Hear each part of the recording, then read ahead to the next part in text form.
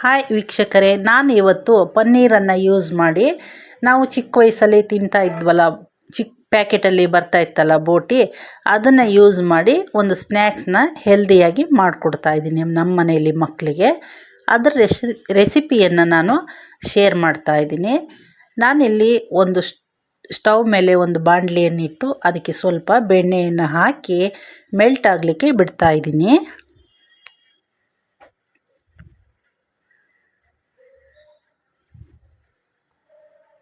ಈಗ ಚಳಿಗಾಲ ಆಗಿರೋದ್ರಿಂದ ಎಳ್ಳನ್ನು ತಿಂದರೆ ಆರೋಗ್ಯಕ್ಕೆ ಒಳ್ಳೆಯದು. ಅದಕ್ಕಾಗಿ ನಾನಿಲ್ಲಿ 3 ಟೇಬಲ್ ಸ್ಪೂನ್ ಬಿಳಿ ಎಳ್ಳನ್ನು ಹಾಕ್ತಾ ಇದ್ದೀನಿ.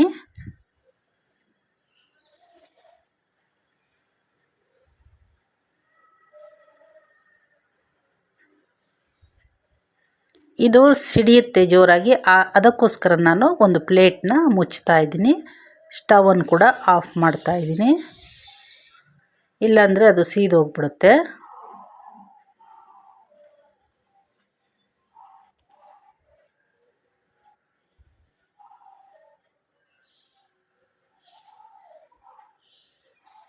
ಈಗ ಮತ್ತೆ ಸ್ಟವನ್ನು ಆನ್ ಮಾಡಿ 1 ಟೀ ಸ್ಪೂನ್ ಜೀರಿಗೆ, 1 ಟೀ ಸ್ಪೂನ್ ಓಮ್ ಕಾಳನ್ನು ಹಾಕ್ಕೊಳ್ತಾ ಇದ್ದೀನಿ.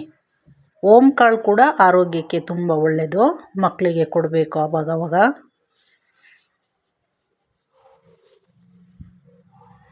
ಈಗ ನಾನು ತುರಿದಿಟ್ಟಿರುವಂಥ ಸ್ವಲ್ಪ ಹಸಿ ಶುಂಠಿಯನ್ನು ಹಾಕ್ಕೊಳ್ತಾ ಇದ್ದೀನಿ. ಕಟ್ ಮಾಡಿಟ್ಟಿರುವಂಥ 2 ಈರುಳ್ಳಿಯನ್ನು ಹಾಕ್ಕೊಳ್ತೀನಿ. ಫ್ಲೇಮ್ನ ಸ್ವಲ್ಪ ಸ್ಲೋ ಮಾಡ್ಕೊತೀನಿ. ಉಳಿದಿರುವಂಥ ಈರುಳ್ಳಿಯನ್ನೆಲ್ಲ ಈಗ ಹಾಕ್ಕೊಳ್ತೀನಿ.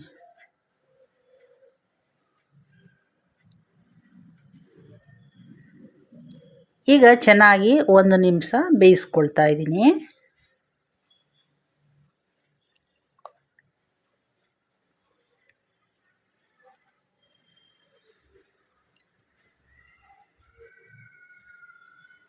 ಇದು ಈರುಳ್ಳಿ ಚೆನ್ನಾಗಿ ಬೆಂದಿದೆ.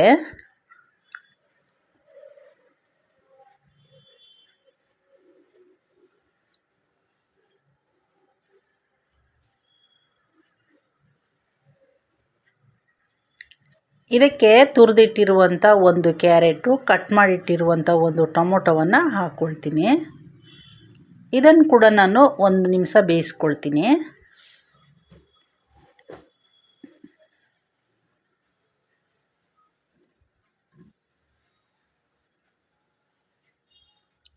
ಅದು ಬೇಯೋಷ್ಟೊತ್ತಿಗೆ ನಾನು ಇಲ್ಲಿ 1 ಬಟ್ಲು ಪನ್ನೀರನ್ನು ಇಟ್ಕೊಂಡಿದ್ದೀನಿ. ಅದನ್ನು ನಾನೀಗ ಪುಡಿ ಮಾಡ್ಕೊಳ್ತೀನಿ.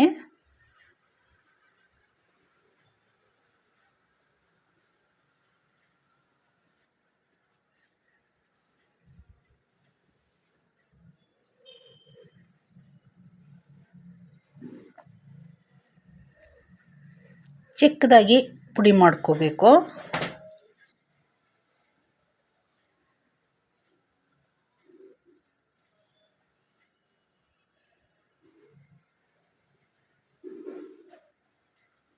ಕ್ಯಾರೆಟು ಮತ್ತು ಟೊಮೊಟೊ ಬೆಂದಿದೆ. ಈಗ ನಾನು ಪನ್ನೀರನ್ನು ಹಾಕ್ಕೊಳ್ತಾ ಇದ್ದೀನಿ.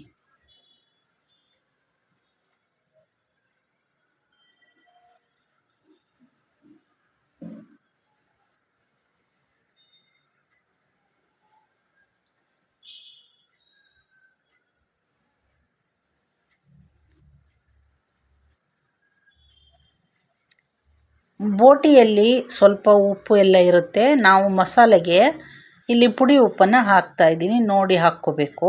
ಮಸಾಲೆಗೆ ಎಷ್ಟು ಬೇಕು ಅಷ್ಟೇ ಉಪ್ಪನ್ನು ಹಾಕ್ಕೋಬೇಕು.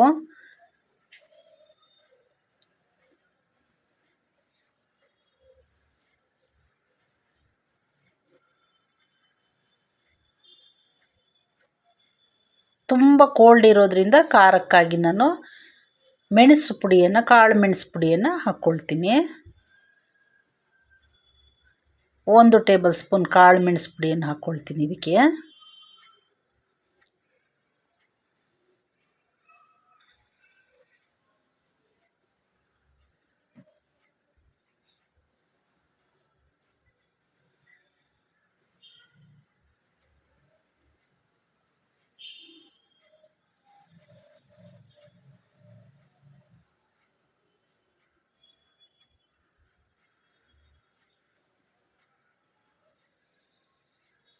1 ಟೀ ಸ್ಪೂನ್ ಜೀರಿಗೆ ಪುಡಿಯನ್ನು ಹಾಕ್ತಾಯಿದ್ದೀನಿ.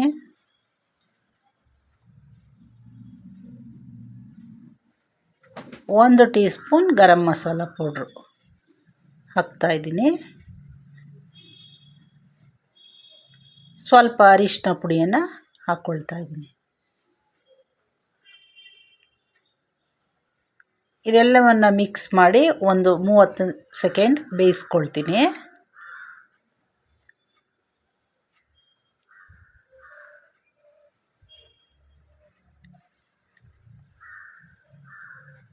ಇದು ಪನ್ನೀರ್ ಮಸಾಲ ರೆಡಿಯಾಗಿದೆ. ಇದನ್ನು ನಾನೀಗ ಆರ್ಲಿಕ್ಕೆ ಬಿಡ್ತೀನಿ.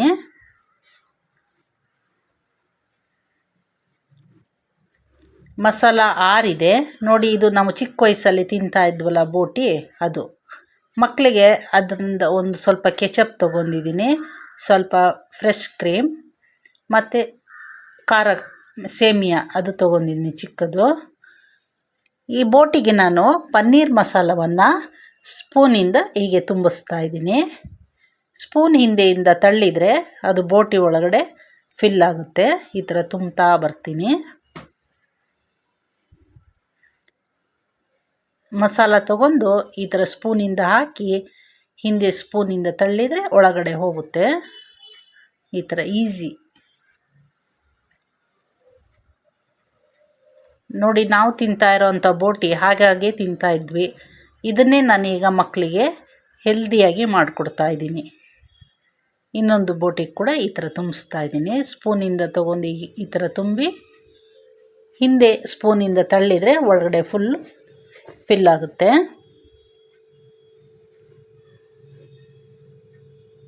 ಈ ಥರ ಮಾಡಬೇಕು. ಇನ್ನೊಂದು ಬೋಟಿಗೆ ಕೂಡ ಹೀಗೆ ತುಂಬಿಸ್ತೀನಿ. ಸ್ಪೂನಿಂದ ಮಸಾಲೆ ತೆಗೆದು ಸ್ಪೂನ್ ಹಿಂದೆಯಿಂದ ತಳ್ಳಿದರೆ ಒಳಗಡೆ ಹೋಗುತ್ತೆ.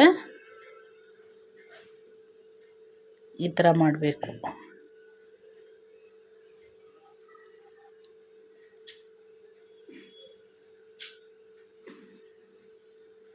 ಈ ಥರ ಮಾಡ್ತೀನಿ. ಬೋಟಿ ಅಂದರೆ ಯಾರಿಗಿಷ್ಟ ಇಲ್ಲ ಹೇಳಿ. ಈ ಥರ ಹೆಲ್ದಿಯಾಗಿ ಮಾಡಿಕೊಟ್ರೆ ಆರೋಗ್ಯಕ್ಕೂ ಕೂಡ ತುಂಬ ಒಳ್ಳೆಯದು. ಎಷ್ಟು ಈಸಿಯಾಗಿ ತುಂಬೋದು. ಈ ಥರ ಸ್ಪೂನಿಂದ ತೊಗೊಳೋದು, ಈ ಥರ ಮಸಾಲೆನ ಹಾಕಿ ಸ್ಪೂನ್ ಹಿಂದೆಯಿಂದ ತಳ್ಳಿದರೆ ಬೋಟಿ ಒಳಗಡೆ ನೀಟಾಗಿ ಹೋಗುತ್ತೆ. ಮಗಳು ಕಾಯ್ತಾ ಇದ್ದಾಳೆ, ಯಾವಾಗ ಕೊಡ್ತಾರೆ ಅಮ್ಮ ತಿನ್ನಲಿಕ್ಕೆ ಅಂತ.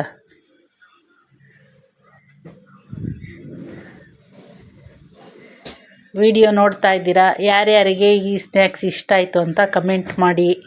ನೀವು ಬೋಟಿನ ತಿಂದಿದ್ರೆ ಅದನ್ನು ಕೂಡ ತಿಳಿಸಿ.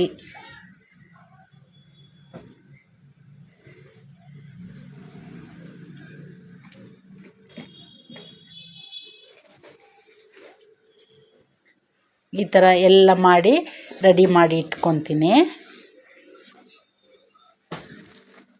ಎಲ್ಲ ರೆಡಿಯಾಗಿದೆ ಬೋಟಿಗಳು.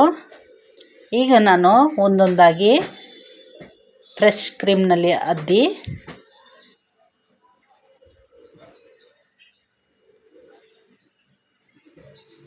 ಎರಡೂ ಬದಿಯಲ್ಲಿ ಫ್ರೆಶ್ ಕ್ರೀಮಿಂದ ಅದ್ದಿ ಮಿಕ್ಸರಲ್ಲಿ ಅದ್ತಾಯಿದ್ದೀನಿ. ನೋಡಲಿಕ್ಕಂತೂ ತುಂಬ ಕ್ಯೂಟಾಗಿದೆ. ಇದೇ ಥರ ಮಾಡ್ತೀನಿ. ಫ್ರೆಶ್ ಕ್ರೀಮ್ನಲ್ಲಿ ಅದ್ದಿ ಖಾರ ಸೇವಲ್ಲಿ ಈ ಥರ ಡಿಪ್ ಮಾಡಿದರೆ ಆಯಿತು. ಸಖತ್ತಾಗಿದೆ.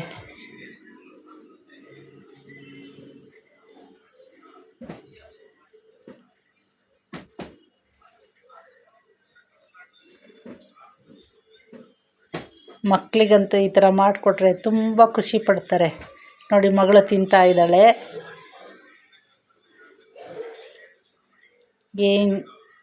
ಎಂಜಾಯ್ ಮಾಡ್ತಾ ಇದ್ದಾಳೆ. ಚೆನ್ನಾಗಿದೆ ಅಂತೆ.